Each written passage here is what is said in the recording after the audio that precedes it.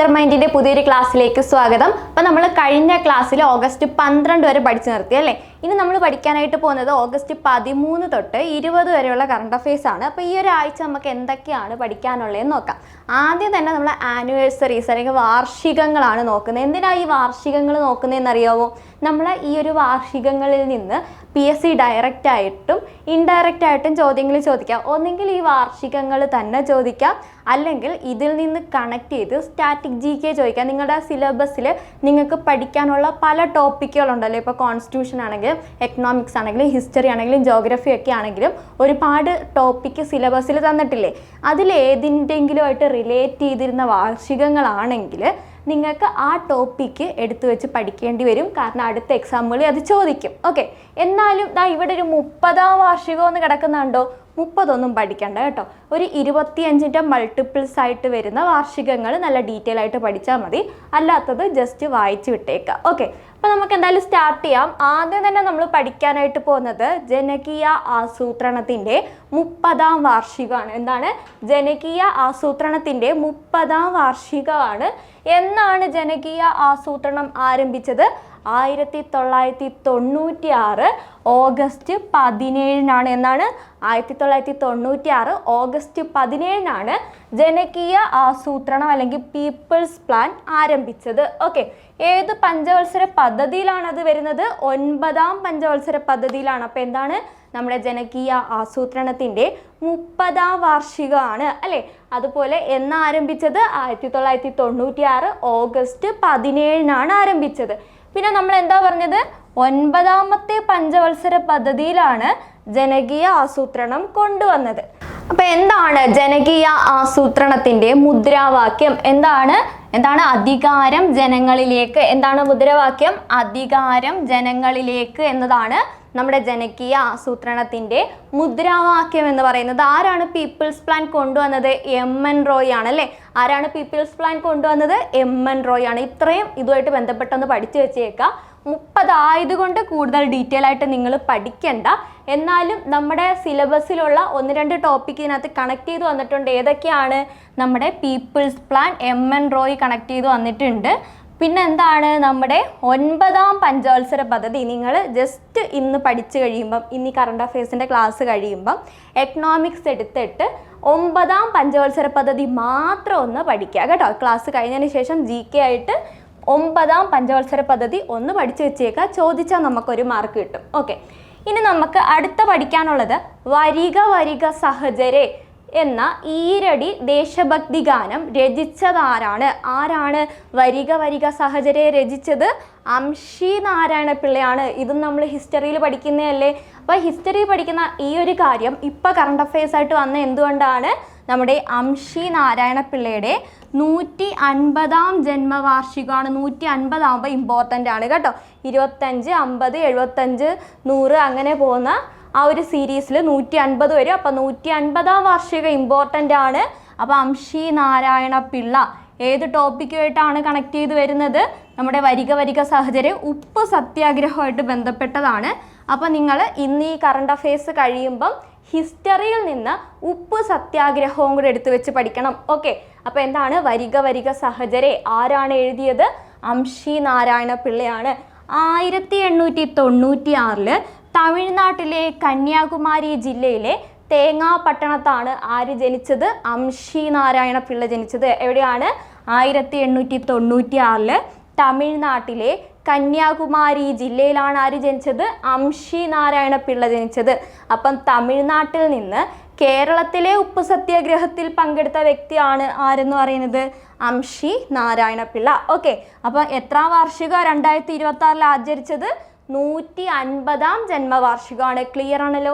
ഇത് രണ്ടേ ഉള്ളൂ. അപ്പോൾ ഇതുമായിട്ട് ബന്ധപ്പെട്ട് എന്തൊക്കെ ടോപ്പിക്ക് പഠിക്കണം? ഒന്ന് 9ാം പഞ്ചവത്സര പദ്ധതി പഠിക്കണം.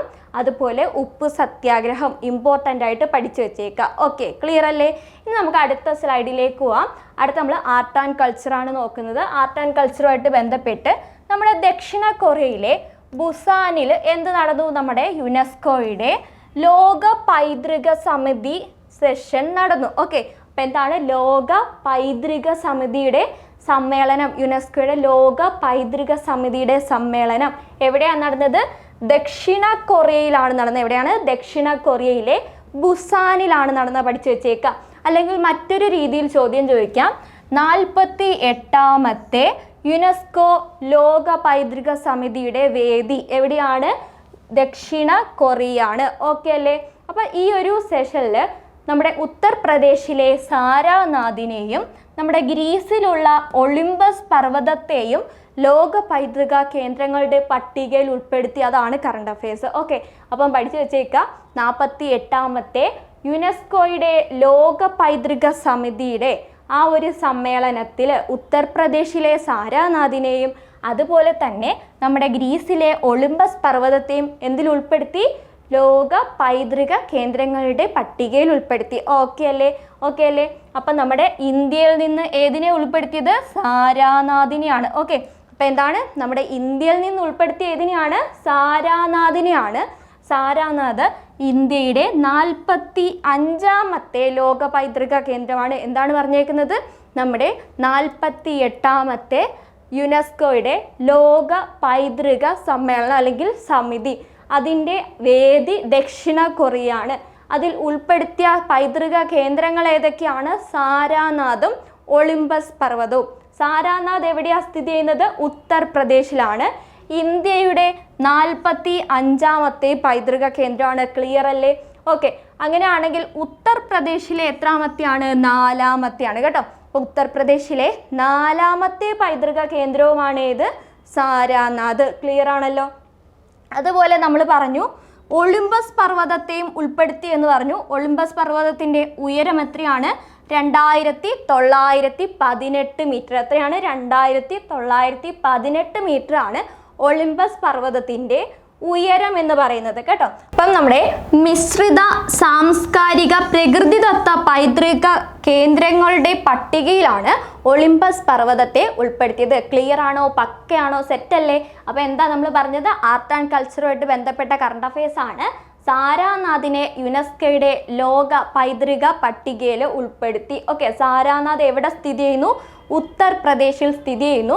അപ്പോൾ നിങ്ങൾ ജസ്റ്റ് ഉത്തർപ്രദേശിൻ്റെ ബേസിക് ആയിട്ടുള്ള കാര്യങ്ങൾ കൂടി ഒന്ന് പഠിച്ചു വെച്ചേക്കണം. ഈ ക്ലാസ് കഴിയുമ്പോൾ കൂടുതൽ ഡീറ്റെയിൽ ആയിട്ടൊന്നും പഠിച്ചു പോകണ്ട. ജസ്റ്റ് ആരാണ് നമ്മുടെ ഉത്തർപ്രദേശിൻ്റെ ഇപ്പോഴത്തെ മുഖ്യമന്ത്രി, നമ്മുടെ ഉത്തർപ്രദേശിൻ്റെ ക്യാപിറ്റൽ എന്താണ്, അല്ലെങ്കിൽ അവിടെയുള്ള പ്രധാനപ്പെട്ട നാഷണൽ പാർക്കുകളും വൈൽഡ് ലൈഫ് സാങ്ച്വറീസ് ഏതൊക്കെയാണ്, അത്രയും കാര്യങ്ങൾ മാത്രം ഒന്ന് നോക്കി വെച്ചേക്കാം. ഓക്കെ, ഇനി നമ്മൾ അടുത്ത സ്ലൈഡിലേക്ക് പോവാണ്. ലിറ്ററേച്ചർ. ഓക്കെ, ലിറ്ററേച്ചറുമായിട്ട് ബന്ധപ്പെട്ട് സാഹിത്യത്തിൽ നമുക്ക് എന്തൊക്കെയാണ് പഠിക്കാനുള്ളത്?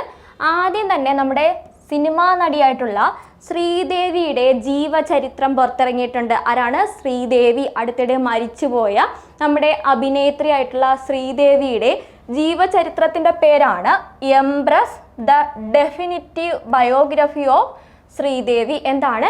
Empress the definitive biography of Sridevi. ആരുടെ ജീവചരിത്രമാണ്? നമ്മുടെ സിനിമാ നടിയായിട്ടുള്ള ശ്രീദേവിയുടെ ജീവചരിത്രമാണ്. ഓക്കെ, ഇനി അടുത്ത വളരെ ഇമ്പോർട്ടൻ്റ് ആണ് triumph of the Indian republic. എന്താണ്? Triumph of the Indian republic. ആരുടെ ആത്മകഥയാണ്? ആരുടെ ആത്മകഥയാണ്? നമ്മുടെ മുൻ രാഷ്ട്രപതിയായിട്ടുള്ള രാംനാഥ് കോവിന്ദിൻ്റെ ആത്മകഥയാണ് triumph of the Indian republic, my life my struggles. അത്രയും ഡീറ്റെയിൽ ആയിട്ട് നോക്കണ്ട. Triumph of the Indian republic അത്രയെങ്കിലും പഠിച്ചു വെച്ചേക്ക്. ആരുടെയാണ്? രാംനാഥ് കോവിന്ദിൻ്റെ ആണ്. ഓക്കെ, ഇനി belonging a journey of love. ആരുടെ ഓർമ്മക്കുറിപ്പാണ്? എന്താണ്? Belonging a journey of love. ആരുടെ ഓർമ്മക്കുറിപ്പാണ്? നമ്മുടെ സോണിയാഗാന്ധിയുടെ ഓർമ്മക്കുറിപ്പാണ്. ക്ലിയർ ആണോ? അപ്പോൾ Empress the definitive biography of Sridevi ആരുടെയാണ്? സിനിമാ നടി ശ്രീദേവിയുടെ ജീവചരിത്രമാണ്. Triumph of the Indian republic ആരുടെ ആത്മകഥയാണ്? രാംനാഥ് കോവിന്ദിൻ്റെ ആത്മകഥയാണ് അല്ലേ? അതുപോലെ നമ്മൾ ബിലോങ്ങിങ് ജേർണി ഓഫ് ലവ് ആരുടെയാണ്? സോണിയാഗാന്ധിയുടേതാണ്. ഇനി നമ്മൾ പഠിക്കുന്നത് ദണ്ഡി യാത്രയിലെ മലയാളി സത്യാഗ്രഹികൾ ആരുടെ പുസ്തകമാണ്? ടോം മേലുക്കാവ്. ആരുടെയാണ്? ടോം മേലുക്കാവ്. എന്താ പറഞ്ഞേക്കുന്നത്? ദണ്ഡി യാത്രയിലെ മലയാളി സത്യാഗ്രഹികൾ ആരാണ് എഴുതിയത്? ടോം മേലുക്കാവ്. ടോം മേലുക്കാവ് പഠിച്ചു വെച്ചേക്കുക. അപ്പോൾ അടുത്തിടെ നമ്മൾ അംഷി നാരായണ പിള്ളയുടെ കാര്യം പറഞ്ഞല്ലേ. അംഷി നാരായണ പിള്ളയുടെ 150-ാം ജന്മവാർഷികമാണ്. അതുകൊണ്ട് ഉപ്പ് സത്യാഗ്രഹം പഠിക്കണമെന്ന് പറഞ്ഞു. ഇവിടെ അതുമായിട്ട് തന്നെ കണക്ട് ചെയ്ത് വരുന്ന ഒരു ടോപ്പിക് അല്ലേ ഇത്, ദണ്ഡി യാത്രയിലെ മലയാളി സത്യാഗ്രഹികൾ. അപ്പം എന്താണ് നിങ്ങൾ ദണ്ഡി യാത്ര ഉപ്പ് സത്യാഗ്രഹവും അതിൻ്റെ കൂടെ ഈ ഒരു ക്വസ്റ്റ്യനും കൂടെ പഠിച്ചു വെച്ചേക്കുക. പ്രത്യേകിച്ച് നിങ്ങളുടെ റാങ്ക് ഫയലിൽ സ്ഥലമുണ്ടെങ്കിൽ സൈഡിൽ ആ ഒരു ഉപ്പ് സത്യാഗ്രഹത്തിൻ്റെയും ദണ്ഡി യാത്രയുടെയും കാര്യം പറയുന്ന ഭാഗത്ത് ഈ ഒരു ബുക്കിൻ്റെ പേര് എഴുതി വെച്ചേക്കുക. അടുത്ത വർഷം നിങ്ങൾ പുതിയ റാങ്ക് ഫയൽ വാങ്ങുമ്പം ഇതൊക്കെ ചേർത്തായിരിക്കും അവർ അടുത്ത അപ്ഡേറ്റഡ് വേർഷനായിട്ട് ഇറക്കുക. നിങ്ങൾ ഇങ്ങനെയുള്ള കറണ്ട് അഫയേഴ്സൊക്കെ ബുക്കിൽ തന്നെ എഴുതി വെച്ചാൽ പുതിയ ബുക്ക് വാങ്ങേണ്ട ആവശ്യമില്ല കേട്ടോ. ഓക്കെ, ഇനി അടുത്ത നമ്മുടെ ചെമ്മീൻ സിനിമയുടെ 60-ാം വാർഷികമാണ്. 60 അത്ര ഇമ്പോർട്ടൻ്റ് അല്ല, എന്നാലും അറിഞ്ഞു വെച്ചേക്കുക. ആരുടെ നോവലാണ് ഈ ഒരു സിനിമയാക്കിയത്? നമ്മുടെ തകഴി ശിവശങ്കര പിള്ളയുടെ നോവലായിട്ടുള്ള ചെമ്മീനെയാണ് സിനിമയാക്കിയത്. ആ സിനിമയുടെ 60-ാം വാർഷികമാണ്. ഓക്കെ, ക്ലിയർ അല്ലേ, സെറ്റ് അല്ലേ? ഇനി നമുക്ക് അടുത്ത സ്ലൈഡിലേക്ക് വരാം. അടുത്ത നമ്മൾ അപ്പോയിൻമെൻറ്റ്സ് ആണ്. നമ്മൾ കഴിഞ്ഞ ക്ലാസ്സിൽ കുറേ നമ്മുടെ കോൺസ്റ്റിറ്റ്യൂഷണൽ ബോഡീസൊക്കെ പഠിച്ചപ്പം നമ്മൾ കേരളത്തിൻ്റെ മുഖ്യ തെരഞ്ഞെടുപ്പ് ഓഫീസറിനെയും പഠിച്ചിരുന്നു. പക്ഷേ ആ സമയത്ത് ആ ഒരാൾ മാറിയിട്ടുണ്ടായിരുന്നില്ല. ഈ ആഴ്ച ആയപ്പോഴത്തേക്ക് നമ്മുടെ കേരളത്തിൻ്റെ മുഖ്യ തെരഞ്ഞെടുപ്പ് ഓഫീസർ മാറി. അതുകൊണ്ട് മാറ്റി തന്നെ പഠിക്കുക. ആരാണ് ഇപ്പോഴത്തെ കേരളത്തിൻ്റെ മുഖ്യ തെരഞ്ഞെടുപ്പ് ഓഫീസർ? ആരാണ്? ഡോക്ടർ ഡി സജിത്ത് ബാബു ആണ്. ആരാണ്? സജിത്ത് ബാബു ആണ് നമ്മുടെ കേരളത്തിൻ്റെ ഇപ്പോഴത്തെ തെരഞ്ഞെടുപ്പ് ഓഫീസർ. ഓക്കെ അല്ലേ, ക്ലിയർ ആണോ? ഇനി അടുത്ത വ്യക്തിയെ നോക്കിക്കോ. നമ്മുടെ ഇന്ത്യയുടെ registrar general and census commissioner ആരാണ്? മൃത്യുഞ്ജയ് കുമാർ നാരായണൻ. ആരാണ്? മൃത്യുഞ്ജയ് കുമാർ നാരായണാണ് നമ്മുടെ ഇന്ത്യയുടെ registrar general and census commissioner. Clear ആണോ? അപ്പം ഒന്നുകൂടി പറയാം. കേരളത്തിൻ്റെ മുഖ്യ തെരഞ്ഞെടുപ്പ് ഓഫീസർ ആരാണ്? സജിത്ത് ബാബു. ഓക്കെ, സജിത്ത് ബാബു. നമ്മുടെ ഇന്ത്യയുടെ സെൻസസ് എടുക്കാൻ വരുന്ന സെൻസസ് കമ്മീഷണർ ആരാണ്? ജസ്റ്റ് നിങ്ങളിങ്ങനെ കണക്ട് ചെയ്ത് വെക്കുക. സെൻസസ് എടുക്കാൻ വരുന്ന ആരാണ്? നിലവിൽ നമ്മൾ ജീവിച്ചിരിക്കുന്ന ആൾക്കാരുടെ എണ്ണം എടുക്കാനല്ലേ സെൻസസ് വരുന്ന. അപ്പം മൃത്യുവിനെ ജയിച്ചിട്ടുള്ള ആൾക്കാർ, അതായത് മരിക്കാതെ ഇപ്പോഴും ഉള്ള ആൾക്കാരുടെ എണ്ണം എടുക്കാനാണ് അവർ വരുന്നതെന്ന് ഓർത്ത് വെച്ചേക്കുക. മൃത്യുഞ്ജയ് കുമാർ നാരായണാണ് ഇപ്പോഴത്തെ registrar and census commissioner. Clear അല്ലേ? ഓക്കെ, ഇനി അടുത്തതായിട്ട് നമ്മൾ നോക്കാനായിട്ട് പോകുന്നത് സ്കീംസ് ആണ്. നമ്മുടെ കേരള PSCയുടെ ഏത് എക്സാം ആണെങ്കിലും ഏറ്റവും ഇമ്പോർട്ടൻ്റ് ആയിട്ടുള്ള ഒരു ടോപ്പിക്കാണ് പദ്ധതികൾ എന്ന് പറയുന്ന ടോപ്പിക് അല്ലെങ്കിൽ സ്കീംസ്. ഏതൊരു എക്സാമിൽ നിന്നും ഇതിൽ നിന്നൊരു ചോദ്യം ഉറപ്പായിട്ട് വരും. ഇപ്പോൾ അടുത്തിടെ കഴിഞ്ഞ 10th ലെവൽ എക്സാമിന് പോലും പദ്ധതികളിൽ നിന്ന് 3-4 ക്വസ്റ്റ്യൻസ് ഒക്കെ വന്നിട്ടുണ്ടായിരുന്നു. അതുകൊണ്ട് നല്ല രീതിയിൽ പദ്ധതികൾ പഠിച്ചു വെച്ചേക്കുക. ഉറപ്പായിട്ടൊരു 3 മാർക്ക് അല്ലെങ്കിൽ 4 മാർക്ക് നിങ്ങൾക്ക് ഇവിടെ നിന്ന് ഉറപ്പിക്കാൻ പറ്റും. ഓക്കെ, അപ്പോൾ നമ്മൾ ആദ്യം തന്നെ പഠിക്കുന്നത് ഫാക്ടറീസ് ആൻഡ് ബോയിലേഴ്സ് വകുപ്പ് നടപ്പിലാക്കുന്ന അപകടരഹിത തൊഴിലിടം പദ്ധതി ഉദ്ഘാടനം ചെയ്തു എന്നാണ് പറഞ്ഞേക്കുന്നത്. അപ്പം അപകടരഹിത തൊഴിലിടം പദ്ധതി ആരാണ് ഉദ്ഘാടനം ചെയ്തത്? നമ്മുടെ ഫാക്ടറീസ് ആൻഡ് ബോയിലേഴ്സ് വകുപ്പാണ്. ഇത് അത്ര ഇമ്പോർട്ടൻ്റ് ആയിട്ടുള്ള വകുപ്പൊന്നുമല്ല, അതുകൊണ്ട് ഇത് ചോദിക്കാനുള്ള സാധ്യത വളരെ കുറവാണ്. ഓക്കെ, എന്നാൽ ഈ പദ്ധതി വളരെ വളരെ ഇമ്പോർട്ടൻ്റ് ആണ്. PSC ഇത് പലതവണ ചോദിച്ചിട്ടുള്ളൊരു പദ്ധതിയും കൂടെയാണ് കേട്ടോ. അപ്പോൾ ഏതാണ്? ആശ്വാസകിരണം. ആശ്വാസകിരണം പദ്ധതി ആർക്കുള്ളതാണ്? നമ്മുടെ സാമൂഹിക നീതി വകുപ്പും കേരള സാമൂഹിക സുരക്ഷാ മിഷനും ചേർന്ന് പൂർണ്ണമായി കിടപ്പിലായ രോഗികൾ, ഗുരുതരമായിട്ടുള്ള ഭിന്നശേഷിയുള്ളവർ, മാനസിക വെല്ലുവിളി നേരിടുന്നവർ, ഇവർക്കൊക്കെ വേണ്ടി ഇവരെ പരിചരിക്കുന്ന ആളുകൾക്ക് 1000 രൂപ പ്രതിമാസം കൊടുക്കാൻ വേണ്ടി കൊണ്ടുവന്ന പദ്ധതിയാണ് ആശ്വാസകിരണം. ഓക്കെ, അപ്പോൾ ആശ്വാസകിരണം ആർക്കാണ്? ഈ പറയുന്ന പൂർണ്ണമായിട്ടും കിടപ്പിലായവരെ ആണെങ്കിലും ഭിന്നശേഷി ഉള്ളവരെ ആണെങ്കിലും മാനസിക വെല്ലുവിളി ഉള്ളവരെയൊക്കെ ആണെങ്കിലും അവരെ പരിചരിക്കുന്ന ആളുകൾക്ക് വേറെ ജോലിക്ക് പോകാൻ പറ്റുമോ? അവരെ നോക്കി തന്നെ ഒരാൾ വേണം അല്ലേ? അപ്പോൾ അവർക്ക് വേറെ വരുമാനം ഇല്ലാതിരിക്കുമ്പം അവർക്കൊരു മാസം 1000 രൂപ വെച്ച് കിട്ടുമ്പോൾ അവർക്കൊരു ആശ്വാസമല്ലേ? അങ്ങനെ കണക്ട് ചെയ്ത് വെച്ചാൽ മതി. അപ്പോൾ അതാണ് ആശ്വാസകിരണം. ഓക്കെ, ആരാ കൊണ്ടുവന്നത്? സാമൂഹിക നീതി വകുപ്പും കേരള സാമൂഹിക സുരക്ഷാ മിഷനും ചേർന്നിട്ടാണ് ഈ ഒരു പദ്ധതി നടപ്പിലാക്കിയത്. ഓക്കെ, എന്താ ഇപ്പോഴത്തെ കറണ്ട് അഫയേഴ്സ്? ഇത് മുന്നേ കൊടുത്തിരുന്നത് 600 രൂപയായിരുന്നു, ഇപ്പോൾ അത് 1000 രൂപയിലേക്ക് മാറ്റി. അതാണ് കറണ്ട് അഫയേഴ്സ് കേട്ടോ. അപ്പോൾ ആശ്വാസകിരണം പദ്ധതിയുടെ പ്രതിമാസ ധനസഹായം 600 രൂപയിൽ നിന്ന് എത്രയാക്കി? 1000 രൂപയാക്കി. എന്നാണ് ആശ്വാസകിരണം പദ്ധതി ആരംഭിച്ചത്? 2010. എത്രയാണ്? 2010 ആശ്വാസകിരണം ആരംഭിച്ചത്. കിടപ്പിലായവർ, ഭിന്നശേഷിക്കാർ, മാനസികമായിട്ടുള്ള വെല്ലുവിളി നേരിടുന്നവർ, ഇവരെയൊക്കെ പരിചരിക്കുന്നവർക്കാണ്, ഇവർക്കല്ല, ഇവരെ പരിചരിക്കുന്നവർക്കാണ് ഈ ഒരു ധനസഹായം കിട്ടുന്നത്. ഓക്കെ, ഇനി നമ്മുടെ ഇതുമായിട്ട് ബന്ധപ്പെട്ട് നമുക്ക് 1-2 കിരണങ്ങളും കൂടെ പഠിച്ചു വെക്കാം. അതായത് PSC എപ്പോഴും ചോദിക്കുന്നതാണ് ഈ ഒരു പദ്ധതി. ഇതുപോലെ തന്നെ കൺഫ്യൂഷൻ ആവാൻ സാധ്യതയുള്ള 2 പദ്ധതികളാണ്. അഭയകിരണം, ഒന്നാമത്തേത് അഭയകിരണം. നമ്മളിപ്പോൾ പഠിച്ചത് എന്താണ്? ആശ്വാസകിരണം. ഇനി നമ്മൾ പഠിക്കാൻ പോകുന്നത് അഭയകിരണം. അഭയകിരണം എന്താണ്? അശരണരായിട്ടുള്ള വിധവകളെ സംരക്ഷിക്കുന്ന ബന്ധുക്കൾക്ക് പ്രതിമാസം 1000 രൂപ കൊടുക്കുന്ന പദ്ധതിയാണ് അഭയകിരണം. ഓക്കെ, ആശ്വാസകിരണം ആർക്കാണ്? കിടപ്പിലായ, മാനസിക വെല്ലുവിളി നേരിടുന്ന, ഭിന്നശേഷിക്കാരായിട്ടുള്ള ആളുകളെ സംരക്ഷിക്കുന്ന ആളുകൾക്ക് 1000 രൂപ കൊടുക്കുന്ന പദ്ധതിയാണ് ആശ്വാസകിരണം. എന്നാൽ ആരും ആശ്രയത്തിനില്ലാത്ത വിധവകളെ സംരക്ഷിക്കുന്ന ബന്ധുക്കൾക്ക് പ്രതിമാസം 1000 രൂപ കൊടുക്കുന്ന പദ്ധതിയാണ് ഏത്?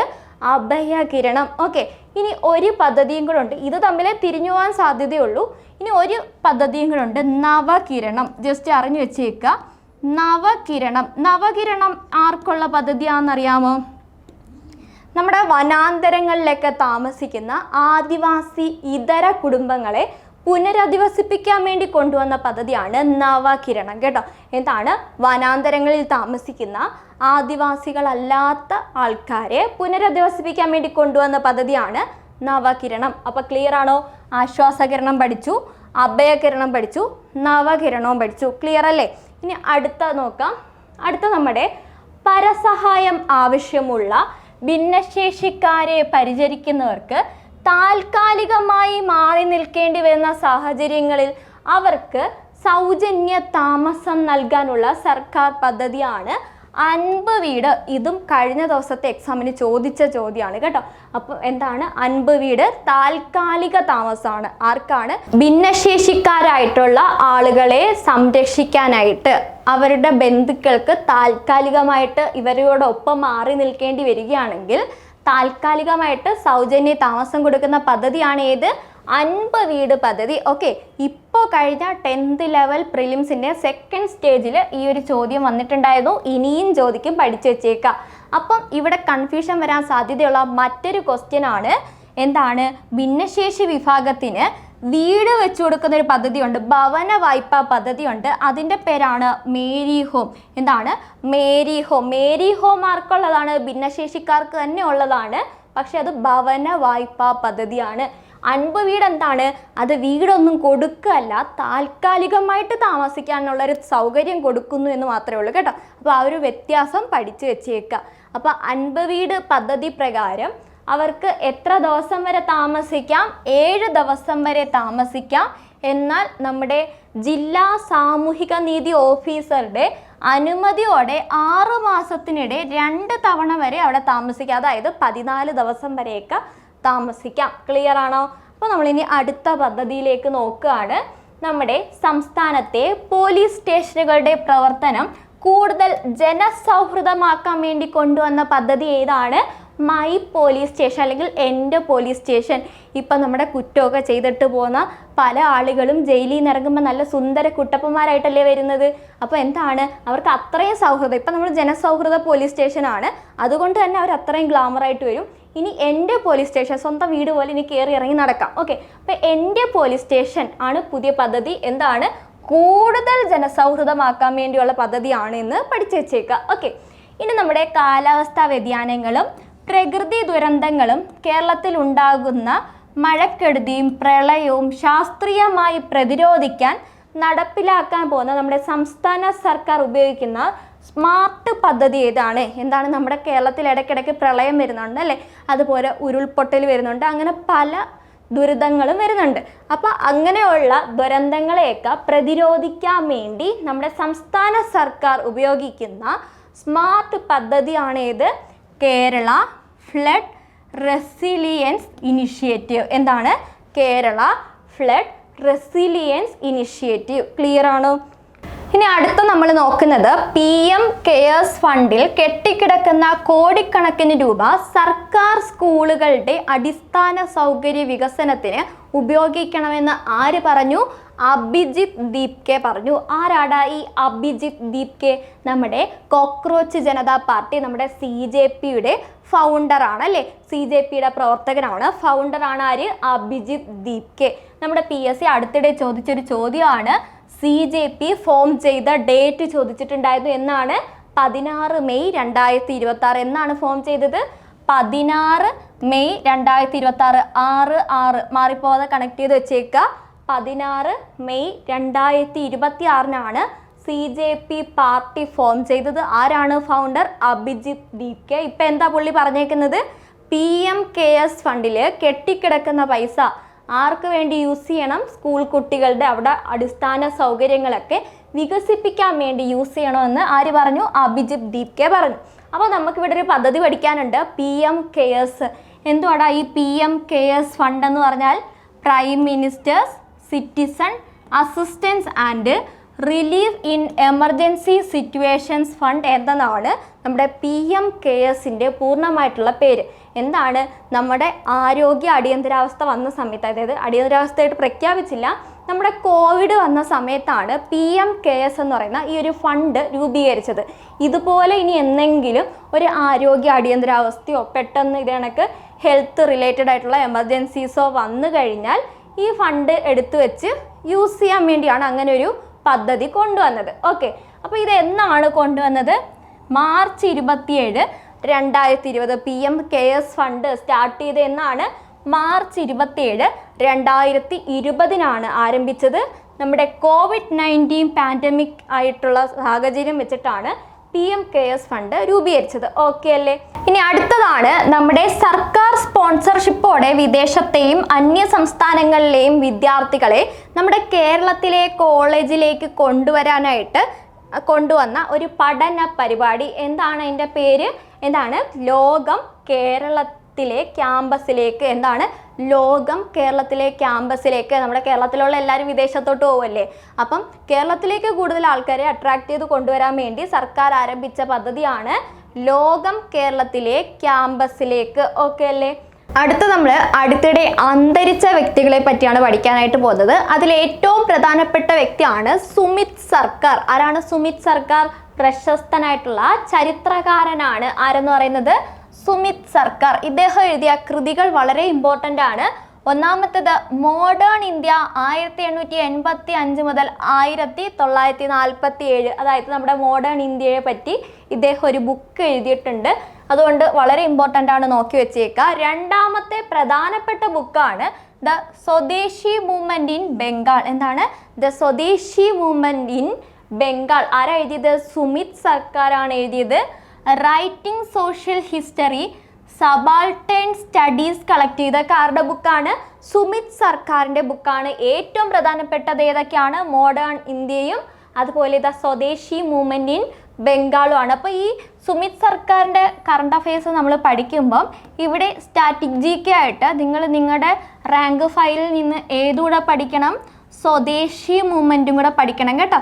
സ്വദേശി പ്രസ്ഥാനത്തെ പറ്റിയും കൂടെ ഇന്നത്തെ കറണ്ട് അഫയേഴ്സിനോടൊപ്പം പഠിക്കുക. അഥവാ നിങ്ങൾക്ക് ഇന്ന് ഞാൻ പറയുന്ന GK എല്ലാം കൂടെ പഠിക്കാൻ സമയമില്ലെങ്കിൽ നിങ്ങളൊരു ചെറിയ ബുക്ക് സൂക്ഷിക്കുക.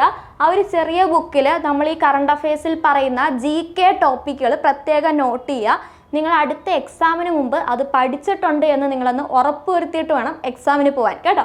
ഓക്കെ, അപ്പോൾ എന്താണ്? സ്വദേശി മൂവ്മെൻറ്റ് ഇൻ ബംഗാൾ ആരാ എഴുതിയത്? സുമിത് സർക്കാരാണ് എഴുതിയത്. ഇനി അടുത്തിടെ അന്തരിച്ച ജിയോ കുട്ടപ്പൻ ഏതു മേഖലയുമായി ബന്ധപ്പെട്ട വ്യക്തിയാണ്? ജിയോ കുട്ടപ്പൻ ഏതു മേഖലയാണ്? സിനിമാ നിർമ്മാതാവാണ്. ആരാണ്? സിനിമാ നിർമ്മാതാവാണ്. അത് അത്രയും പഠിച്ചാൽ മതി. പക്ഷേ ഇന്നത്തെ നമ്മുടെ പ്രധാനപ്പെട്ട വ്യക്തി സുമിത് സർക്കാരാണ് കേട്ടോ. ഇനി അടുത്ത കറണ്ട് അഫയേഴ്സ് നമ്മുടെ കോൺസ്റ്റിറ്റ്യൂഷൻ, സിവിക്സ്, ആക്ട്സുമായിട്ട് ബന്ധപ്പെട്ട കറണ്ട് അഫയേഴ്സ് ആണ്. അതിൽ ആദ്യം തന്നെ നമുക്ക് പഠിക്കാനുള്ളത് ലോകസഭയുടെ സീറ്റ് എത്രയാണ്? നിലവിൽ 543. അത് അങ്ങനെ തന്നെ നിലനിർത്തണമെന്ന് ആര് പറഞ്ഞേക്കാണ്? തമിഴ്നാട് നിയമസഭ പറഞ്ഞേക്കാണ്. ഇപ്പം അടുത്തിടെ കോൺഗ്രസും ഇതേ ആവശ്യം പറഞ്ഞിട്ടുണ്ട്. ഇപ്പം അതേ ആവശ്യം പറഞ്ഞുകൊണ്ട് പ്രമേയം പാസ്സാക്കിയത് ആരാണ്? തമിഴ്നാടാണ്. ആരാണ് പ്രമേയം പാസ്സാക്കിയത്?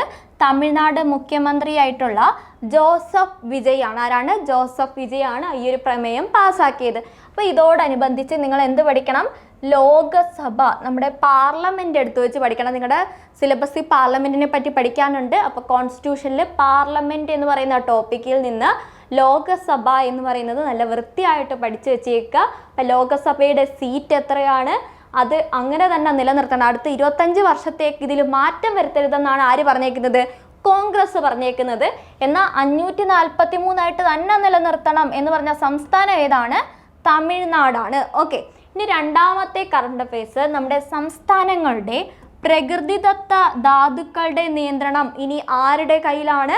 കേന്ദ്രത്തിൻ്റെ കയ്യിലാണ്. ഓക്കെ, ഇത്രയും നാള് ഇതാരുടെ കയ്യിലായിരുന്നു? നമ്മുടെ സംസ്ഥാനത്തിൻ്റെ കയ്യിലായിരുന്നു. അതായത് നമ്മുടെ സ്റ്റേറ്റ് ലിസ്റ്റിലായിരുന്നു ഇത് ഉൾപ്പെടുത്തിയിരുന്നത്. 18ാം ഇനമായിട്ടാണ് ഖനനം അല്ലെങ്കിൽ ഭൂമിയുടെ അവകാശം ഉൾപ്പെടുത്തിയിരുന്നത്. ഭൂമിയുടെ അവകാശം സ്റ്റേറ്റ് ലിസ്റ്റിലാണെങ്കിൽ അവിടെയുള്ള ധാതുക്കളും ആർക്കുള്ളതാണ്? സ്റ്റേറ്റിനുള്ളതായിരുന്നു. ഇപ്പം എന്ത് വന്നു? ഇപ്പം അത് മാറി കേന്ദ്രത്തിനായി. അതായത് നമ്മുടെ ഒന്നും പെർമിഷൻ ഇല്ലാതെ കേന്ദ്രത്തിന് ഇനി എന്ത് ചെയ്യാം? നമ്മുടെ സ്ഥലത്തുള്ള ധാതുക്കളൊക്കെ ഖനനം ചെയ്ത് എടുത്തുകൊണ്ട് പോവാം. ഓക്കെ, അപ്പം ഏത് ആക്ടിനാണ് മാറ്റം വന്നത്? Mines and minerals bill, minerals act ആണ് മാറ്റിയത്. അതായത് മൈൻസ് ആൻഡ് മിനറൽസ് അമെൻമെൻറ്റ് ബില്ലാണ് പാർലമെൻറ്റ് പാസ്സാക്കിയത്. അതിലാണ് ഇനി അവകാശം കേന്ദ്രത്തിനാണ് എന്ന് പറഞ്ഞേക്കുന്നത്. ഓക്കെ, അപ്പോൾ 1957 കനി നിയമമാണ് അമെൻമെൻറ്റ് ചെയ്തത്. ഏത് നിയമം അമെൻമെൻറ്റ് ചെയ്തത്? 1957 കനി നിയമമാണ് അമെൻമെൻറ്റ് ചെയ്തത്. ഇത് 13/8/2024 രാജ്യസഭ പാസ്സാക്കി, 12/8 ലോകസഭയും പാസ്സാക്കി. അതായത് ഇനി പ്രസിഡന്റും കൂടെ സൈൻ ചെയ്ത് കഴിഞ്ഞാൽ ഇതെന്താവും? നിയമമായിട്ട് മാറും. നമ്മുടെ സംസ്ഥാനങ്ങളുടെ നികുതിയേതര വരുമാനത്തിൻ്റെ പ്രധാന സ്രോതസ്സായിരുന്നു എന്ത്? ഖനനം എന്ന് പറയുന്നത്. ഇപ്പം ആരുടെ കയ്യിലായി? കേന്ദ്രത്തിൻ്റെ കയ്യിലായി. നിലവിൽ അത് ഏത് ലിസ്റ്റിലാണ് ഉൾപ്പെടുത്തിയിരിക്കുന്നത്? സ്റ്റേറ്റ് ലിസ്റ്റിലാണ് ഉൾപ്പെടുത്തിയിരിക്കുന്നത്. സ്റ്റേറ്റ് ലിസ്റ്റിൽ ഭൂമിയുടെ അവകാശം സംസ്ഥാനങ്ങൾക്കാണ് എന്ന് പറയുന്നുണ്ട്. അതുകൊണ്ട് തന്നെ ഖനനം ആരുടെ കയ്യിലായിരുന്നു? സ്റ്റേറ്റിൻ്റെ കയ്യിലായിരുന്നു. അതായത് ഇത് അമെൻമെൻ്റ് ആയിട്ട് വന്ന് ഇനി മാറ്റം വരുത്തുകയാണെങ്കിൽ ഇവിടെയും മാറ്റങ്ങൾ ഉണ്ടാവും. അപ്പം നിങ്ങൾ ഏത് ടോപ്പിക്കൂടെ പഠിക്കണം? ഇതുമായിട്ട് ബന്ധപ്പെട്ട് നമ്മുടെ ലിസ്റ്റുകൾ പഠിക്കണം കേട്ടോ. നമ്മുടെ കോൺസ്റ്റിറ്റ്യൂഷനിലെ ലിസ്റ്റുകളും ആ ഓരോ ലിസ്റ്റിൽ ഏതൊക്കെ ടോപ്പിക്സ് ആണ് ഉൾപ്പെടുത്തിയേക്കുന്നതെന്നും വൃത്തിയായിട്ട് പഠിക്കുക. ഓക്കെ, ഇനി അടുത്ത കറണ്ട് അഫയേഴ്സ് ആണ് നമ്മുടെ മാതാപിതാക്കളെയും മുതിർന്ന പൗരന്മാരെയൊക്കെ വീട്ടിൽ നിന്ന് ഇറക്കി വിടുന്ന മക്കളെയും കൊച്ചുമക്കളെയും ആ വീട്ടിൽ നിന്ന് ഒഴിപ്പിക്കാമെന്ന് ആര് പറഞ്ഞിട്ടുണ്ട്? സുപ്രീം കോടതി പറഞ്ഞിട്ടുണ്ട്. മാതാപിതാക്കൾ സമ്പാദിച്ച് വെച്ച ആ ഒരു വീട് കുറച്ച് നാൾ കഴിയുമ്പോൾ മക്കളുടെ പേരിലോട്ടൊക്കെ എഴുതി കൊടുക്കും. അവരെന്ത് ചെയ്യും? ഇവരെ അങ്ങ് വല്ല വൃദ്ധസദനത്തിലോ അല്ലെങ്കിൽ വീട്ടിൽ നിന്നൊക്കെ ഇറക്കി വിട്ടിട്ട് അത് അവരങ്ങ് സ്വന്തമാക്കും അല്ലേ. അപ്പോൾ അങ്ങനെയുള്ള മക്കളെയും കൊച്ചുമക്കളെയൊക്കെ ആ വീട്ടിൽ നിന്ന് നിയമപരമായി ഒഴിപ്പിക്കാമെന്ന് ആര് പറഞ്ഞിട്ടുണ്ട്? സുപ്രീം കോടതി പറഞ്ഞിട്ടുണ്ട്. അപ്പോൾ ഇത് ഏത് ആക്ട് പ്രകാരമാണ്? Maintenance and welfare of parents and senior citizen act. നമ്മുടെ സിവിക്സ് അല്ലെങ്കിൽ നമ്മുടെ കേരള ഭരണ സംവിധാനം എന്ന് പറയുന്ന സിലബസിൽ സീനിയർ സിറ്റിസൺസിനെ പറ്റി നമ്മുടെ സിലബസിൽ കൊടുത്തിട്ടുണ്ട്. ഈ ഒരു ആക്റ്റും പറഞ്ഞിട്ടുണ്ട്. അതുകൊണ്ടത് നോക്കി വെച്ചേക്കണം കേട്ടോ. അപ്പോൾ ഇതുമായിട്ട് ബന്ധപ്പെട്ട് നമ്മുടെ കേരളത്തിൽ വയോജന കമ്മീഷൻ വന്നില്ലേ, നമുക്ക് അതും കൂടി ഒന്ന് പഠിക്കാം. നമ്മുടെ ഇന്ത്യയിൽ ആദ്യമായിട്ട് വയോജന കമ്മീഷൻ രൂപീകരിച്ച സംസ്ഥാനമാണ് ഏത്? നമ്മുടെ കേരളം. ഇന്ത്യയിൽ ആദ്യമായിട്ട് വയോജന കമ്മീഷൻ രൂപീകരിച്ച സംസ്ഥാനം ഏതാണ്? നമ്മുടെ കേരളമാണ്. എന്നാണ് രൂപീകരിച്ചത്? 2025 സെപ്റ്റംബർ 3 നമ്മുടെ ഇന്ത്യയിൽ ആദ്യമായിട്ട് ഒരു വയോജന കമ്മീഷൻ വന്ന കേരളത്തിലാണ്. എന്നാണ്? 2025 സെപ്റ്റംബർ 3 നമ്മുടെ നാളികേര ദിനത്തിൻ്റെ തൊട്ടടുത്ത ദിവസമാണ്. ഓക്കെ, ഇനി നമ്മുടെ Kerala state elderly commission act 2025 പ്രകാരമാണിത് രൂപീകരിച്ചത്. ഇനി നമ്മുടെ വയോജന കമ്മീഷൻ്റെ ആദ്യത്തെ ചെയർമാൻ ആരാണ്? കേരള വയോജന കമ്മീഷൻ്റെ ആദ്യത്തെ ചെയർമാൻ ആരാണ്? കെ സോമപ്രസാദ്. ആരാണ്? കെ സോമപ്രസാദ് ആണ്. ഇനി നിലവിലെ ചെയർമാൻ എന്ന് ചോദിച്ചാലും അത് ആര് തന്നെയാണ്? നമ്മുടെ കെ സോമപ്രസാദ് തന്നെയാണ്. മുൻ രാജ്യസഭാ അംഗമായിരുന്നു. ഓക്കെ, ഇനി ചെയർമാൻ ഉൾപ്പെടെ എത്ര അംഗങ്ങളുണ്ട്? 5 പേരാണുള്ളത്. അതായത് ഒരു ചെയർമാനും 4 മെമ്പേഴ്സുമാണ് എവിടെയുള്ളത്? വയോജന കമ്മീഷനിലുള്ളത്. ആരൊക്കെയാണ് ആ മറ്റംഗങ്ങൾ? Amaravila Ramakrishnan, EM Radha, professor KN Krishnan Namboothiri, അടുത്ത ആരാണ് ലോപ്പസ് മാത്യു. 4 പേര് ആരൊക്കെയാണ്? Amaravila Ramakrishnan, EM Radha, KN Krishnan Namboothiri, Lopez Mathew. Okay അല്ലേ? ഇനി ഇവരുടെ കാലാവധി എത്ര വർഷമാണ്? 3 വർഷമാണ്. എത്രയാണ് കാലാവധി? 3 വർഷമാണ്. എവിടെയാണ് നമ്മുടെ വയോജന കമ്മീഷൻ്റെ ഹെഡ് ക്വാർട്ടേഴ്സ് അല്ലെങ്കിൽ ആസ്ഥാനം? തിരുവനന്തപുരമാണ്. ക്ലിയർ ആണോ? അപ്പം ഈ ഒരു കറണ്ട് അഫയേഴ്സ് സെറ്റ് അല്ലേ? വളരെ ഇമ്പോർട്ടൻ്റ് ആണ്, നോക്കി വെച്ചേക്കുക. അപ്പം മാതാപിതാക്കളെയും മുതിർന്ന പൗരന്മാരെയും സംരക്ഷിക്കാത്ത മക്കളെയും കൊച്ചുമക്കളെയും നിയമപരമായിട്ട് വീട്ടിൽ നിന്ന് ഒഴിപ്പിക്കാന്ന് ആര് പറഞ്ഞിട്ടുണ്ട്? സുപ്രീം കോടതി പറഞ്ഞു. ഓക്കെ, ഏത് ആക്ട് പ്രകാരം? Maintenance and welfare of parents and senior citizen act. Okay, ഇനി ഈ വയോജനങ്ങൾക്ക് വേണ്ടി ഇന്ത്യയിൽ ആദ്യമായിട്ട് ഒരു കമ്മീഷൻ രൂപീകരിച്ച എവിടെയാണ്? നമ്മുടെ കേരളത്തിലാണ്. 2025 സെപ്റ്റംബർ 3-നാണ് രൂപീകരിച്ചത്. ഓക്കെ, ആരാണ് ആദ്യത്തെ ചെയർമാൻ? KS സോമപ്രസാദ്. കാലാവധി എത്രയാണ്? 3 വർഷം. എവിടെയാണ് ആസ്ഥാനം? തിരുവനന്തപുരം. ക്ലിയർ അല്ലേ? സെറ്റ് അല്ലേ? ഇനി നമുക്ക് അടുത്ത കറണ്ട് അഫയേഴ്സിലേക്ക് വരാം. നമ്മുടെ സംസ്ഥാനത്തിൻ്റെ ഔദ്യോഗിക പേര് കേരളത്തിൽ നിന്ന് കേരളം എന്നാക്കി മാറ്റി അല്ലേ? നമ്മളെല്ലാത്തിലും കേരള സർക്കാർ, കേരള ഹൈക്കോടതി അങ്ങനെയൊക്കെ അല്ലേ പറയുന്നത്? ഇനി എല്ലാത്തിലും എന്ത് വരും? കേരളം എന്ന് വരും. ഓക്കെ, കേരളയല്ല, നമ്മൾ കേരളമാണ് എന്ന് പറഞ്ഞ് ബില്ല് പാസ്സാക്കിയിട്ടുണ്ട്. രാഷ്ട്രപതി അത് സൈൻ ചെയ്തു. അതായത് രാഷ്ട്രപതി അംഗീകരിച്ചു, അത് നിയമമായിട്ടുണ്ട്. ഇനി എല്ലാത്തിൻ്റെയും പേര് എന്താത്തിലോട്ട് മാറും?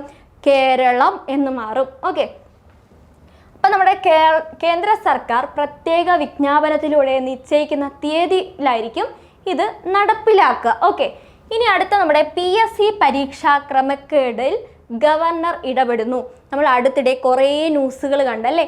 നമ്മുടെ ചെയർമാനായിട്ടുള്ള ബിജു എന്താണ്, ഒരാളെ, ഒരു പാർട്ടിയിൽപ്പെട്ട ഒരു പ്രത്യേക വ്യക്തിയെ 1ാം റാങ്കിൽ എത്തിക്കാൻ വേണ്ടി 54ഓളം ക്വസ്റ്റ്യൻ ഡിലീറ്റ് ചെയ്തു. ആ പുള്ളിക്കാരൻ എഴുതാത്ത 54ഓളം ക്വസ്റ്റ്യൻ ഡിലീറ്റ് ചെയ്തിട്ട് പുള്ളിക്കാരനെ 1ാം സ്ഥാനത്താക്കി. പിന്നെ എന്താണ്, കോടതി പറഞ്ഞ ഒരു ലിസ്റ്റ് അത് കാലാവധി തീരുന്നതിന് മുമ്പ് പുള്ളിക്കാരൻ റദ്ദാക്കി അല്ലേ? കോടതി ഇടപെട്ട് കഴിഞ്ഞാൽ അങ്ങനെ ചെയ്യാനുള്ള അധികാരം പുള്ളിക്കുണ്ടോ? പക്ഷെ പുള്ളി അത് ചെയ്തു. അങ്ങനെ കുറേ ക്രമക്കേടുകൾ പുള്ളിക്കാരൻ ചെയ്തതുകൊണ്ട് PSCയെ പിരിച്ചുവിടാൻ തീരുമാനിച്ചിരിക്കുകയാണ്. ആര്? നമ്മുടെ ഗവർണർ. ഓക്കെ, അതിനുള്ള കാര്യങ്ങളൊക്കെ നടപ്പിലാക്കുകയാണ്. അപ്പോൾ ഗവർണർക്ക് അതിന് അധികാരമുണ്ടോ? അത് പഠിക്കണം കേട്ടോ. അപ്പോൾ എന്താണ് നമ്മുടെ PSCയെ പറ്റി പറയുന്ന ആർട്ടിക്കിൾ 315 ആർട്ടിക്കിൾ 316 ചെയർമാനെയും അംഗങ്ങളെയും നിയമിക്കുന്നത് ആരാന്ന് പറയുന്നുണ്ട്? ഗവർണറാണ്. ഇവരെല്ലാം നിയമിച്ചതാരാ? ഗവർണറാണ്. ഇറക്കിയിടാനുള്ള അധികാരം ഗവർണർക്കുണ്ടോ? ആർക്കുണ്ട്? ഗവർണർക്കില്ല, രാഷ്ട്രപതിക്കാണുള്ളത് കേട്ടോ. അപ്പോൾ എന്താണ്, ആർട്ടിക്കിൾ 317 പ്രകാരം ചെയർമാനെയും അംഗങ്ങളെയും നീക്കം ചെയ്യുന്നത് ആരാണ്? രാഷ്ട്രപതിയാണ്. പിന്നെ എന്തിനാ ഗവർണർ ഇവിടെ ഇടപെടുന്നത്? ഗവർണറിൻ്റെ ശുപാർശ അനുസരിച്ചാണ് രാഷ്ട്രപതി പുറത്താക്കുന്നത് കേട്ടോ. അപ്പോൾ എന്താണ്, ആർട്ടിക്കിൾ 315 PSC. അതുപോലെ 16 എന്താണ് നിയമിക്കുന്നത്, 17 പിരിച്ചുവിടുന്നത്. ആരാണ് നിയമിക്കുന്നത്? ഗവർണർ നിയമിക്കും, രാഷ്ട്രപതി പിരിച്ചുവിടും. അപ്പം വളരെ ഇമ്പോർട്ടൻ്റ് ആയിട്ടുള്ളൊരു കോൺസ്റ്റിറ്റ്യൂഷണൽ ബോഡിയാണ് PSC എന്ന് പറയുന്നത്. അപ്പം PSCയെ പറ്റി പഠിച്ചു വെച്ചേക്കുക. പിന്നെ സ്വന്തം അഭിമാനത്തെ ബാധിക്കുന്നതായതുകൊണ്ട് ചിലപ്പം PSC ചോദിക്കാൻ സാധ്യതയില്ല. എന്നാലും ഇത് ഇമ്പോർട്ടൻ്റ് ആണ്, അറിഞ്ഞു വെച്ചേക്കുക കേട്ടോ. ഇനി അടുത്ത ക്വസ്റ്റ്യൻ ആണ് elder line help line toll free number. Elder ലൈനുള്ള ടോൾ ഫ്രീ നമ്പർ എത്രയാണ്? പ്രായമായവർക്ക് സഹായത്തിനൊക്കെ വേണ്ടി കൊണ്ടുവന്നതാണ്. Elder line help line number എത്രയാണ്? 1 അതെനിക്ക് പഠിക്കുക. 1 കഴിഞ്ഞിട്ട് 4 5 6 7 അത്രേ ഉള്ളൂ. 1 4 5 6 7. ഓക്കെ, എത്രയാണ് elder line help line number? എത്രയാണ്? 1 4 5 6 7. ഓക്കെ, ക്ലിയർ അല്ലേ? ഇനി നമുക്ക് അടുത്തതിലോട്ട് പോവാം. അടുത്ത 25 വർഷത്തേക്ക് ലോക്സഭാ സീറ്റ് 543 തന്നെ നിലനിർത്തണമെന്ന് പറഞ്ഞത് ആരാണ്? നമ്മുടെ ഒപ്പോസിഷൻ പാർട്ടി ആയിട്ടുള്ള കോൺഗ്രസ് ആണ്. നിലവിലുള്ള സീറ്റ് ഘടനയിൽ 33% സംവരണം വനിതകൾക്ക് നടപ്പിലാക്കണമെന്നും പറയുന്നുണ്ട്. പുതിയ മാറ്റം വരുത്തി അല്ലാതെ നിലവിൽ എത്രയാണോ ഉള്ളത് അതിൽ 33% വനിതകൾക്ക് കൊടുക്കണമെന്നും കോൺഗ്രസ് പറയുന്നുണ്ട്. സമാന ആവശ്യം ഉന്നയിച്ച് പ്രമേയം പാസ്സാക്കിയ സംസ്ഥാനം ഏതായിരുന്നു? നമ്മൾ പഠിച്ചതാണ്, തമിഴ്നാടാണ്. ഓക്കെ, അപ്പോൾ ഇതുമായിട്ട് ബന്ധപ്പെട്ട് നാരി ശക്തി ബന്ധൻ അധിനിയം ബില്ല് അത് നല്ല ഡീറ്റെയിൽ ആയിട്ട് പഠിക്കണം. ഇത് കഴിഞ്ഞ വർഷത്തെ കറണ്ട് അഫയേഴ്സ് ആയിരുന്നു, പക്ഷേ ഇത് ഇപ്പോൾ ഇമ്പോർട്ടൻ്റ് ആയിട്ട് വരും. കാരണം അതിനകത്താണ് ഈ വനിതകൾക്ക് 33% സംവരണം പറയുന്നത് കേട്ടോ. അപ്പം സമയമുണ്ടെങ്കിൽ ഇന്ന് തന്നെ പഠിക്കുക. അല്ലെങ്കിൽ ഞാൻ പറഞ്ഞ കണക്ക് നിങ്ങളൊരു ചെറിയ നോട്ട്ബുക്ക് കീപ്പ് ചെയ്തിട്ട് ഓരോ ദിവസത്തെയും കറണ്ട് അഫയേഴ്സിൽ നമ്മൾ പറയുന്ന സ്റ്റാറ്റിക് ടോപ്പിക്കുകൾ എഴുതി വെക്കുക. എന്നിട്ട് എക്സാമിന് മുന്നേ നിങ്ങളത് പഠിച്ചിട്ടുണ്ടോ എന്ന് നിങ്ങളത് ഉറപ്പുവരുത്തുക. ഓക്കെ, എക്സാമിന് മുന്നേ പഠിച്ചാൽ മതി, അത്രയേ ഉള്ളൂ. ഇനി നമ്മൾ ജോഗ്രഫി ആയിട്ട് ബന്ധപ്പെട്ട കറണ്ട് അഫയേഴ്സ് ആണ്. വിഴിഞ്ഞം നാവായിക്കുളം ഔട്ടർ റിംഗ് റോഡ് പദ്ധതിക്ക് പാരിസ്ഥിതിക അനുമതി ലഭിച്ചു. ഓക്കെ, അപ്പം വിഴിഞ്ഞം തുറമുഖം വളരെ ഇമ്പോർട്ടൻ്റ് ആണ്. ഈ ന്യൂസിനേക്കാളും ഇതിൽ നിന്ന് കണക്ട് ചെയ്ത് നിങ്ങൾ എന്താ പഠിക്കേണ്ടത്? വിഴിഞ്ഞം തുറമുഖത്തെ പറ്റി ഡീറ്റെയിൽ ആയിട്ട് പഠിക്കുക. വിഴിഞ്ഞത്ത് നിന്നുള്ള ആദ്യത്തെ കയറ്റുമതി ഏത് രാജ്യത്തേക്കാണ്? ഇത്രയും നാളും പല രാജ്യങ്ങളിൽ നിന്നുള്ള കപ്പൽ നമ്മുടെ ഇന്ത്യയിലേക്ക് വന്നു, വിഴിഞ്ഞത്തേക്ക് വന്നു, അവിടെ ലാൻഡ് ചെയ്ത് ചിലതൊക്കെ ഇറക്കുകയാണ് ചെയ്തത്. ഓക്കെ, ഇനി നമ്മൾ വിഴിഞ്ഞത്ത് നിന്ന് ആദ്യമായിട്ട് കയറ്റുമതി ചെയ്യുകയാണ്. ഏത് രാജ്യത്തിലേക്കാണ്? സ്പെയിനിലേക്കാണ്. ഭക്ഷ്യ ഉൽപ്പന്നങ്ങളാണ് കയറ്റുമതി ചെയ്യുന്നത് കേട്ടോ. അപ്പം വിഴിഞ്ഞത്ത് നിന്നുള്ള ആദ്യ കയറ്റുമതി ഏത് രാജ്യത്തിലേക്കാണ്? സ്പെയിനിലേക്കാണ്. ഓക്കെ, നമ്മുടെ ഇന്ത്യയിൽ വനവിസ്തൃതി വർദ്ധിപ്പിക്കാനായി നടപ്പിലാക്കിയ പദ്ധതിയുടെ പേരെന്താണ് എന്ന് ചോദിക്കുന്നുണ്ട്. ഇന്ത്യയിൽ വനവിസ്തൃതി വർദ്ധിപ്പിക്കാൻ നടപ്പിലാക്കിയ പദ്ധതി എന്താണ്? Green India mission. എന്താണ്? Green India mission. വനവിസ്തൃതി കൂട്ടുമ്പോൾ പച്ചപ്പ് കൂടുമല്ലോ, അതിനുവേണ്ടിയുള്ളതാണ് ഗ്രീൻ ഇന്ത്യ മിഷൻ. ഓക്കെ, ഇനി നമ്മുടെ വേൾഡ് ഹെറിറ്റേജ് ഇറിഗേഷൻ സ്ട്രക്ചർ പദവി ലഭിച്ച 140 വർഷം പഴക്കമുള്ള തടയണ ഏതാണ്?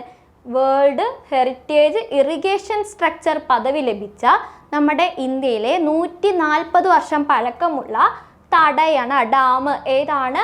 പരിച്ച തടയണ. എന്താണ്? പരിച്ച തടയണ 140 വർഷം പഴക്കമുള്ളതാണ്. എന്ത് കിട്ടി? വേൾഡ് ഹെറിറ്റേജ് ഇറിഗേഷൻ സ്ട്രക്ചർ പദവി ലഭിച്ചു. ഓക്കെ, ഏതാണ് തടയണ? പരിച്ച തടയണ സ്ഥിതി ചെയ്യുന്ന നദി ഏത്? ബെത്വ നദി. ഏതാണ്? ബെത്വ നദി. കറണ്ട് അഫയേഴ്സ് ചോദിച്ചില്ലെങ്കിലും ചിലപ്പോൾ പരിച്ച തടയണ സ്ഥിതി ചെയ്യുന്ന നദി ഏത് എന്ന് ചോദിച്ചാൽ ബെത്വ എന്ന് എഴുതാം. അല്ലെങ്കിൽ എവിടെ സ്ഥിതി ചെയ്യുന്നു എന്ന് ചോദിച്ചാൽ ഉത്തർപ്രദേശ് കേട്ടോ. അപ്പോൾ അങ്ങനെയും ചോദ്യം വരാം. ഏതെങ്കിലുമൊക്കെ ഡാമോ അല്ലെങ്കിൽ തടയണയൊക്കെ തന്നിട്ട് അത് ഏത് നദിയിലാണ് അല്ലെങ്കിൽ ഏത് സംസ്ഥാനത്താണെന്നൊക്കെ PSC ചോദിക്കാറുണ്ട്. അപ്പോൾ പഠിച്ചു വെച്ചേക്കുക. പരിച്ച തടയണ സ്ഥിതി ചെയ്യുന്ന എവിടെയാണ്? ബെത്വ നദിയിലാണ്. ഝാൻസി ഉത്തർപ്രദേശിലാണ് സ്ഥിതി ചെയ്യുന്നത്. എവിടെയാണ്? ഝാൻസി ഉത്തർപ്രദേശിലാണ്. ഇനി അടുത്തിടെ ന്യൂസിൽ വന്നതാണ് തീസ്റ്റ ബാരേജ് പ്രൊജക്റ്റ്. എന്താണ്? Teesta barrage project.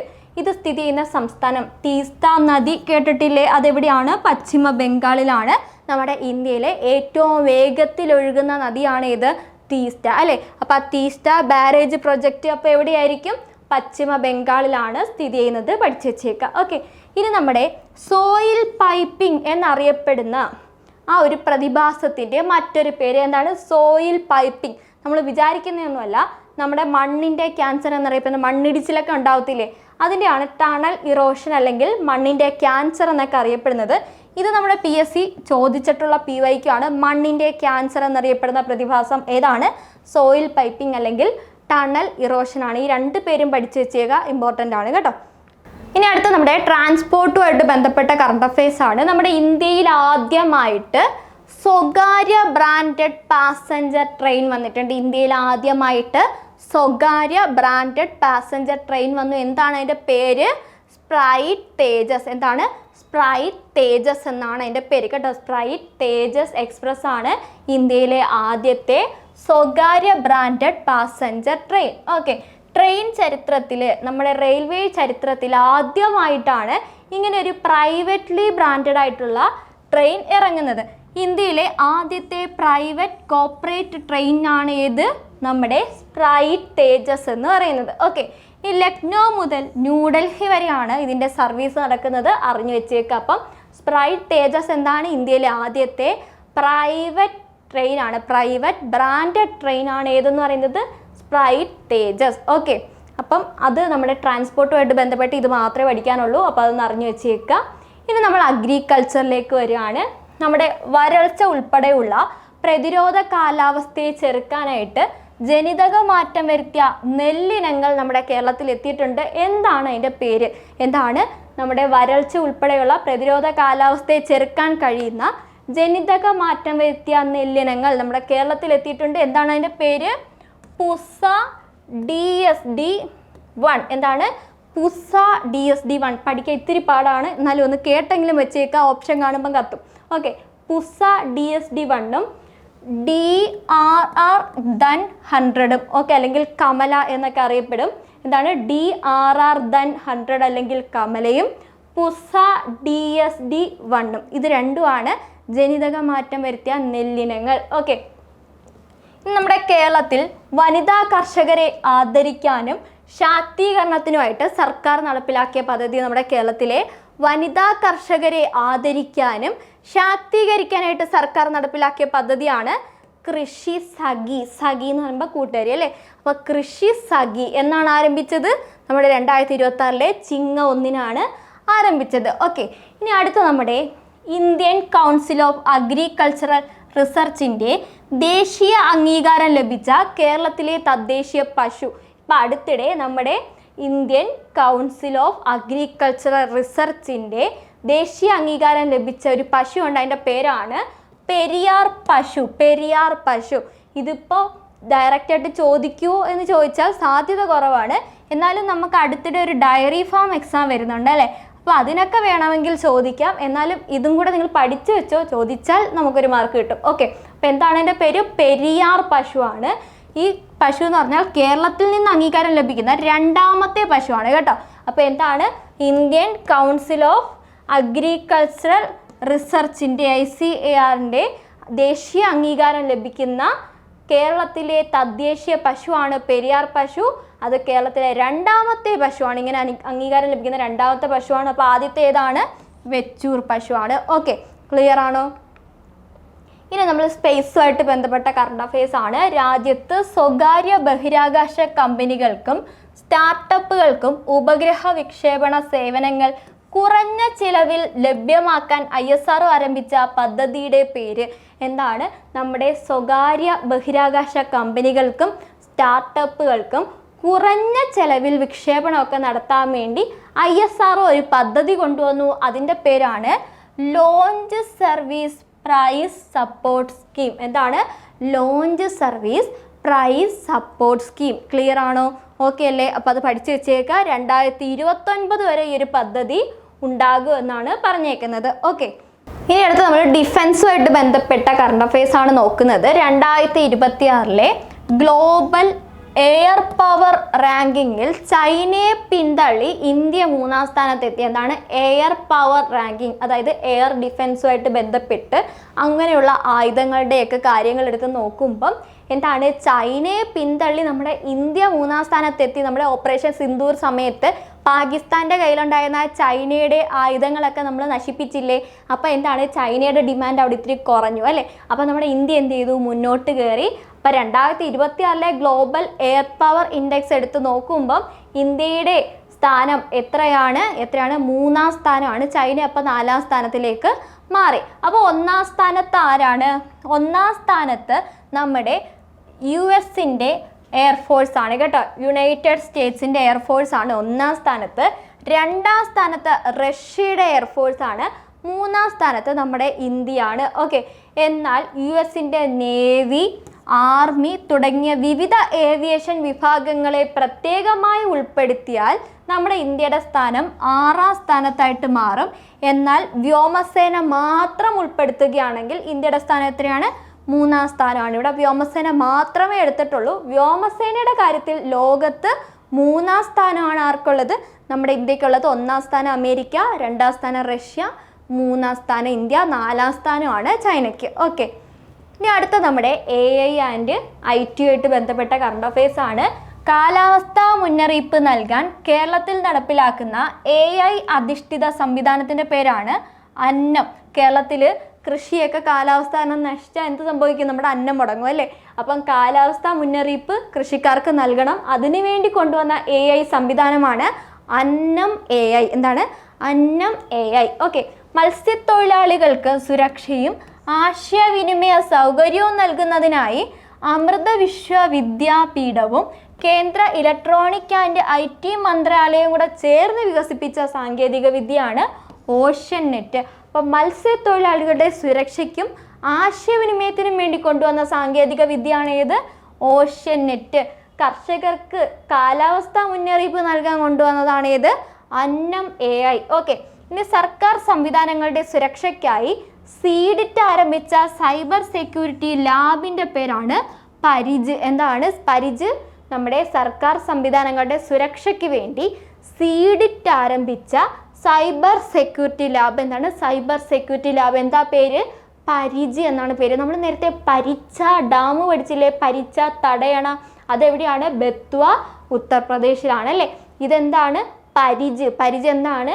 നമ്മുടെ സൈബർ സെക്യൂരിറ്റി ലാബാണ്. ഓക്കെ, ഇനി വ്യാജ സന്ദേശങ്ങൾ, വെബ് ലിങ്കുകൾ, ഫോൺ കോളുകൾ തുടങ്ങിയവയുടെ ആധികാരികത പരിശോധിക്കാൻ വേണ്ടി കേരള പോലീസ് പുറത്തിറക്കിയ സൈബർ സുരക്ഷാ സംവിധാനമാണ് സൈബർ വാൾ. എന്താണ് സൈബർ വാൾ? അപ്പോൾ ആരാ കൊണ്ടുവന്നത്? നമ്മുടെ കേരളത്തിൽ കൊണ്ടുവന്ന സൈബർ സുരക്ഷാ സംവിധാനമാണ് സൈബർ വാൾ. ഓക്കെ, ക്ലിയർ ആണോ? അപ്പോൾ നമ്മൾ IT യും AI യും ആയിട്ട് ബന്ധപ്പെട്ട കറണ്ട് അഫയേഴ്സ് പഠിച്ചു കഴിഞ്ഞു.